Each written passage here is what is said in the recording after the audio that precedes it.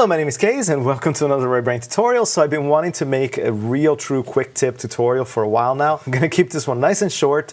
So without further ado, let's dive into Houdini so I can show you why I'm so excited to share this one with you. All right, so here we are in Houdini and I just have like a general node tree, that anybody might have. And if you've seen any of my other tutorials, then you know that one of my favorite shortcuts in Houdini is Y. Why, do you ask? Well, because Y allows you to cut connections between nodes without having to kind of shake them out of the way like you normally would.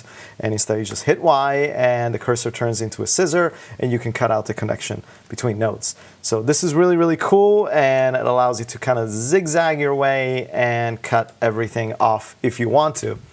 But I'm here to tell you that there's an even cooler shortcut that I just recently discovered. I've been using Houdini for over 5 years. I can't believe that I never ran across this one until recently, but I think it's even cooler than Y.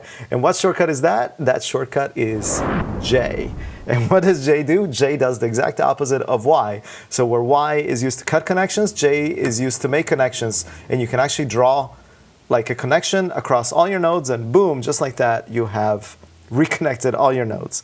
So you can say Y, we, and J, wow, and Y, wah, and J, you can even go from the top down. Whoa, this is awesome. It just blew my mind. I can't believe that, as I said, after 5 years of using Houdini, I didn't know about it, but hey, you learn something new every day, and now you know it too.